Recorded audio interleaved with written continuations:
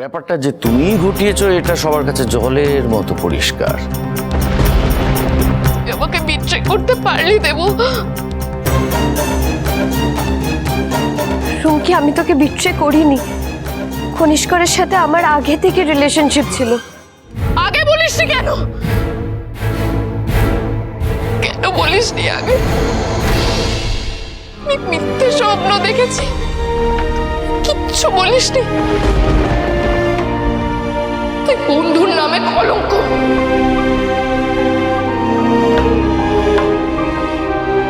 বন্ধু না, বন্ধু। রুমকি, রুমকি যাস না, রুমকি যাস না, দাঁড়া।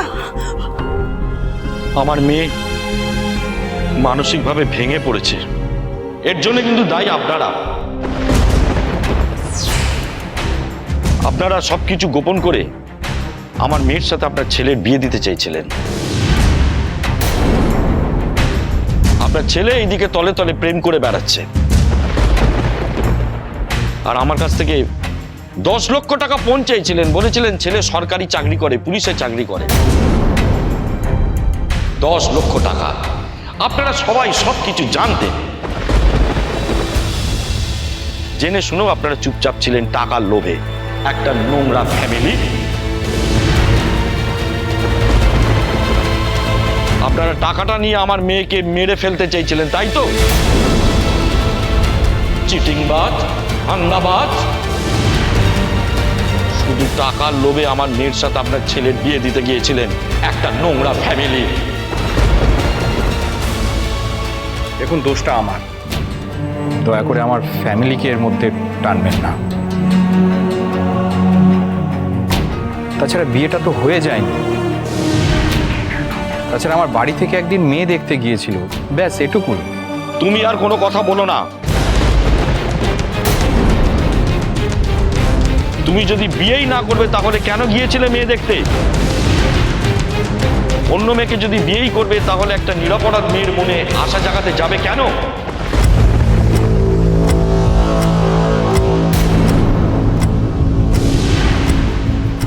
খুব জোর বেঁচে গেছি।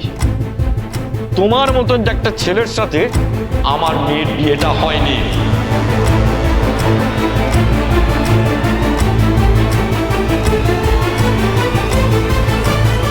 তোর জন্য, তোর জন্য আজ আমার নাক কাটা গেল।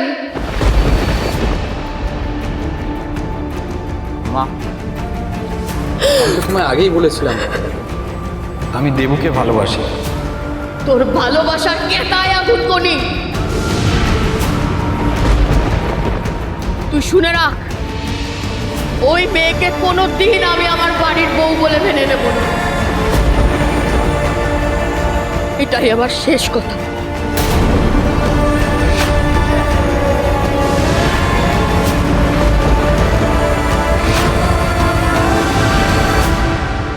পিসিমা, কেন জেদ করছো? তুই চুপ কর শঙ্কর। তোর বউয়ের কথায় ভৌ ভৌ করে তুই নিজের সংসারটাকে জ্বালিয়ে পুড়িয়ে খাক করে দিচ্ছিস। আমার সংসারটাকে তুই শ্মশান বানাতে আসিস না শঙ্কর।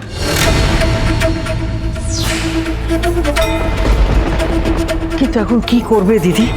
বিয়েটা তো ওদের হয়ে গেছে। আর তাছাড়া দেবুই বা এখন কোথায় যাবে? যে চুলোর দৌড়ে পারে যা। মেজ বৌমা ফন্দি করে ওর বোনকে আমার ছেলের ঘাড়ে বসিয়েছে তো। এবার ও বুঝুক ওর বোন কোথায় যাবে, কিভাবে থাকবে, কিভাবে কি করবে।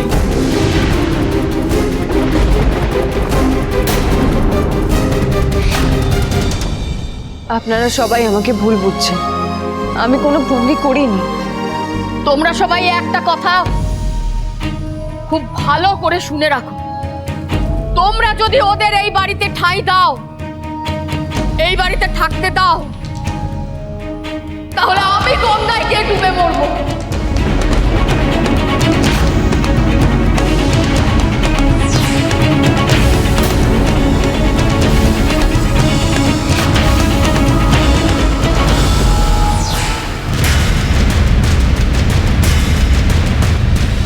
ঠিক আছে মা, এটাই যদি তোমার শেষ কথা হয়, আমি আমার বউকে নিয়ে বাড়িতে থাকবো না। আমি দেবকে নিয়ে চলে যাচ্ছি মা।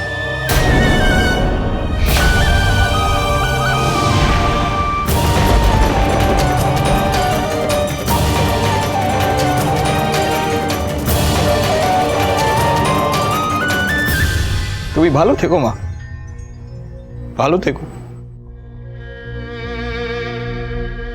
শোন সতু, ছেলের কথা শোন।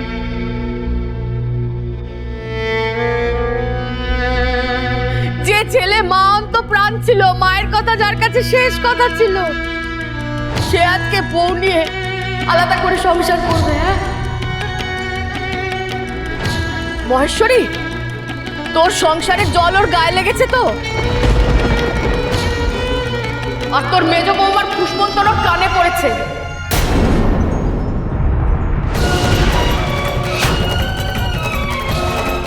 তাই তুই এসব কথা বলছিস তো কলি?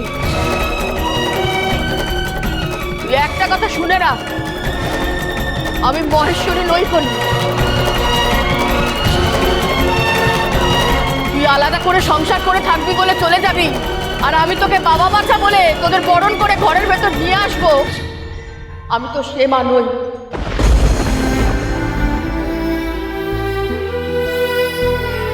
যা যা, আলাদা করে সংসার করে থাক, দেখি আমি তোর বুড়ো। যা। দিবা তো আগেই তার বউকে নিয়ে এসে এখানে তার মামার সংসারে মুখ লুকিয়ে বসে আছে। তুইও যা যা।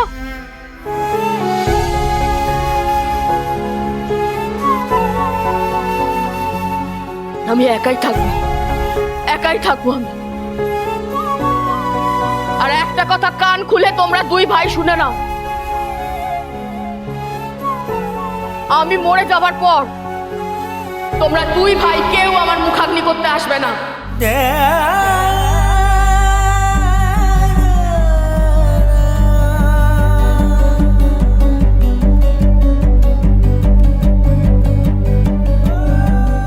দুষ্টু গরুর থেকে শূন্য গোহাল আমার কাছে অনেক ভালো।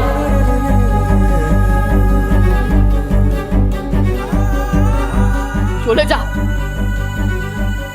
চলে যা।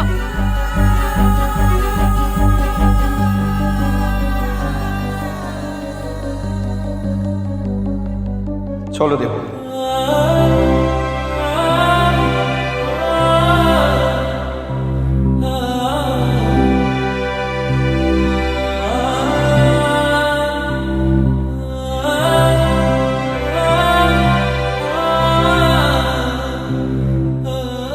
দাঁড়াও কনিষ্ক,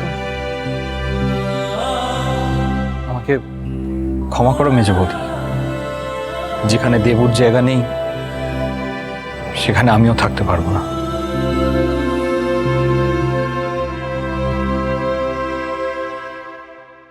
দিদি তুই আমার কথাটা শোন। দেখ তুই রাগ করিস না। দেখ আমি মানছি কনিষ্কর একটা ভুল করে ফেলেছে, তাই বলে তুই ছেলেটার উপর এরকম রাগ দেখাবি? মানে ছেলেটাকে আমাদের বাড়ি থেকে চলে যেতে দিবি?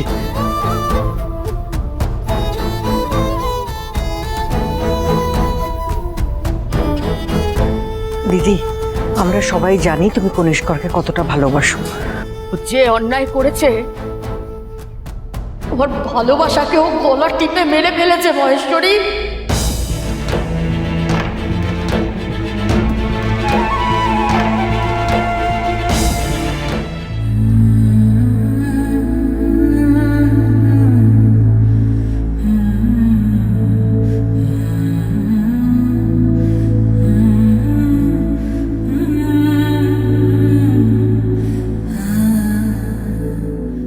আমাকে ক্ষমা করে দে দাদা। শোনো না, তুমি একবার মাকে বলো না, তুমি একটু বুঝিয়ে বলো না কিছু। কি বলছো কি বলো তো? মা মামা মামির কথাই শুনছে, আমার কথা কি শুনছে?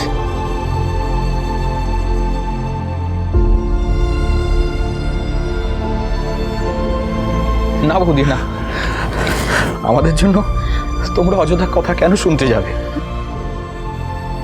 কারোর যদি মনে হয় সে তার ভাইয়ের সঙ্গে এ বাড়ি ছেড়ে চলে যাবে, সে তার ভাইয়ের সঙ্গে গিয়ে থাকবে, ভাইয়ের হাত ধরে তারাও আলাদা হয়ে যাবে, তাহলে দরজা খোলা আছে।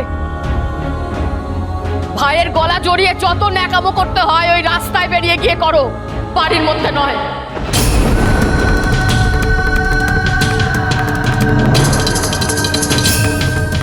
আহা,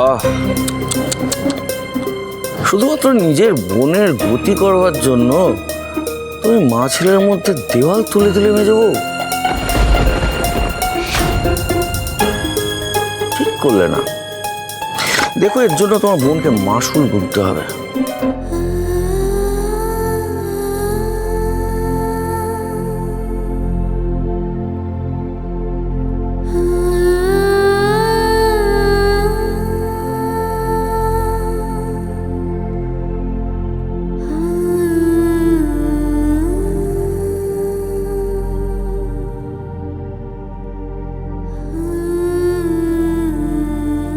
দিদি, ওরা যে চলে যাচ্ছে, ওদের ওদের যেতে দিস না। পিসিমা,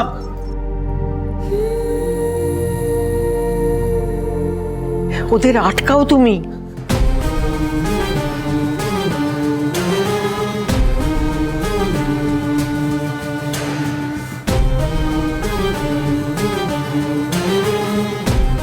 ও দিদি, দেখো, দোহাই তোমার, তোমার দুটি পায়ে পড়ি। কথায় আছে না, কুসন্তান যদিও বা কুমাতা কখনো নয়। তুমি তো ওরকম মা নও, তুমি তো ওদের ভালোবাসো। তুমি দয়া করে ওদের ক্ষমা করে দাও। দাঁড়া,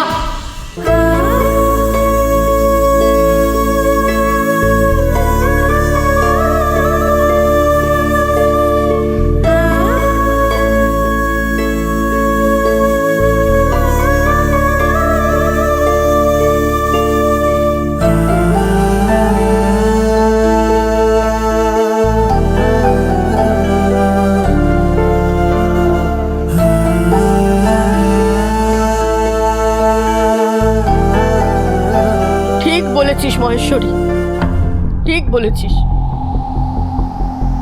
আমি মায়ের দায়িত্ব পূরণ করব।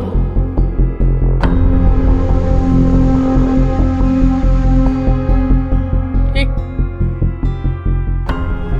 ওদের এই বিয়ে আমি জীবনে কোনোদিন মেনে নিতে পারবো না।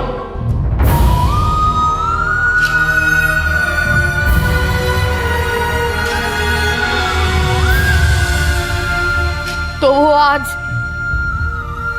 এই বিয়েটা আমি মেনে নিলাম।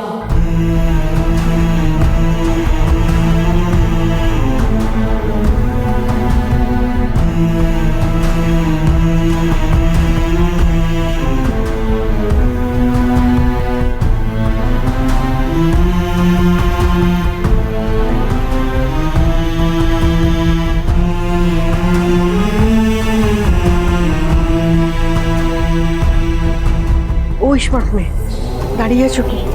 যাও, বরণ ডালাটা সাজিয়ে আনো। আমি ওদের দুজনকে বরণ করে তুলবো তো।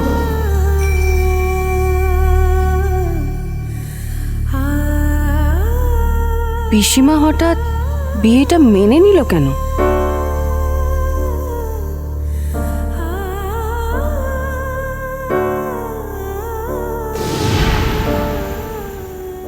আমার মিষ্টি ছোট রায়ের মুখখানা একটু দেখি।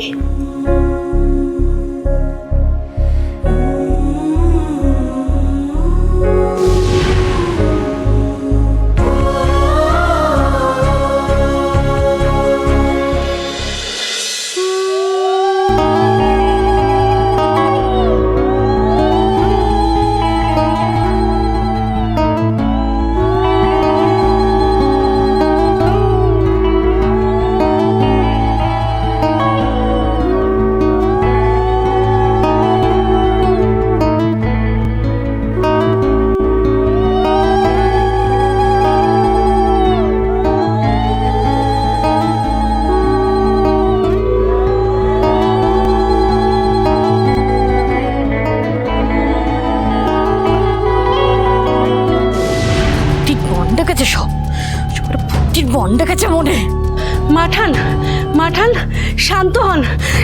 এই নিন জল খান। চুপ করে একটা আপদের দল বের হতে দে।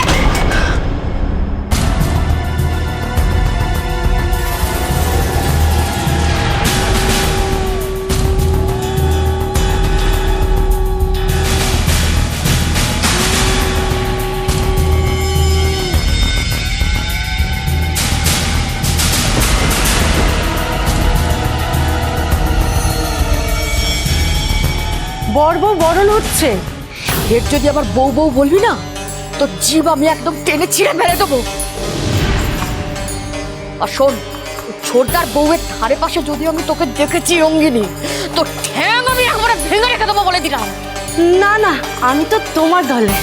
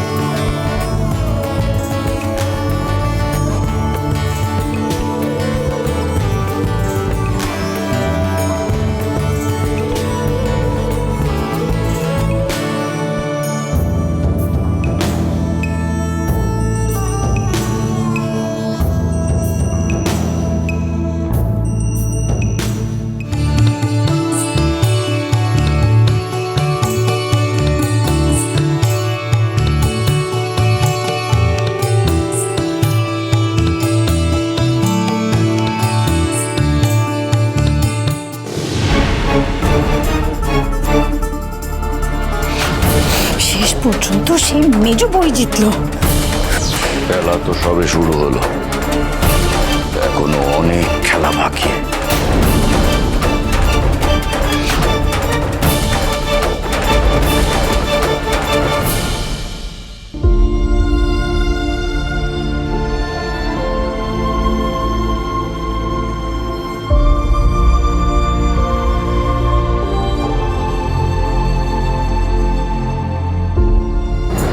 ওদেরকে ঘরে নিয়ে যাও।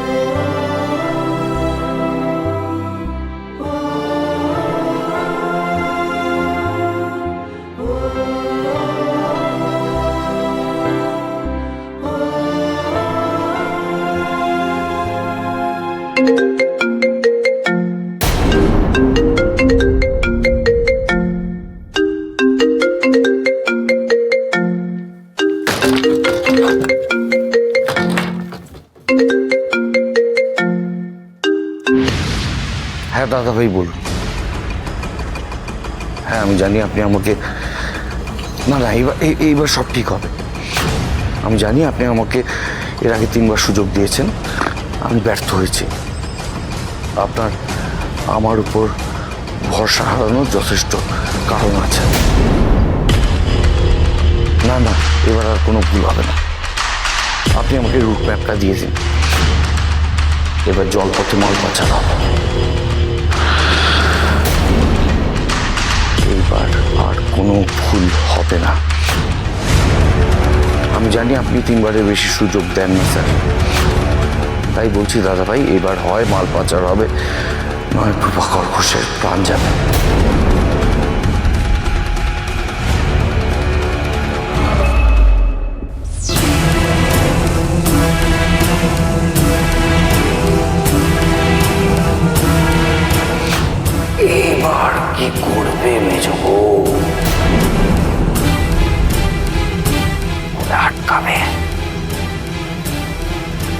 পাবলিক সামলাবে? নিজের বোনের বিয়ে না নিজের প্রাণ?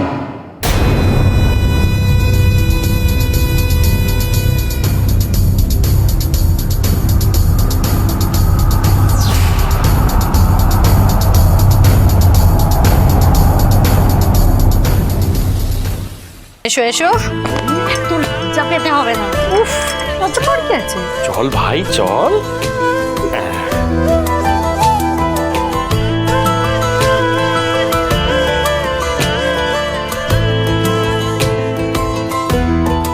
মেজদা, আমার ভাই কিন্তু একখানা কাণ্ড ঘটালো বটে। হ্যাঁ,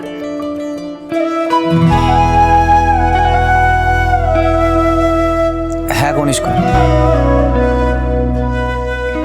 তুই যে সৎ সাহস দেখিয়ে তোর ভালোবাসাকে মর্যাদা দিয়েছিস, এর জন্য আমি সত্যি খুব খুশি। নাহলে তো আমাকে সারাটা জীবন পস্তাতে হতো বল।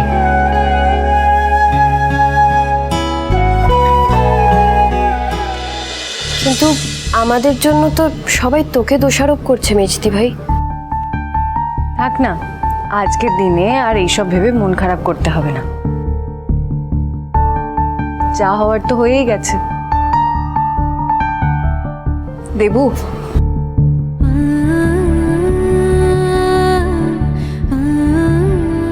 আই এম সরি দেবু, মাথা গরম করে আমি তোর উপরে হাত তুলে ফেলেছি। জীবনে প্রথমবার।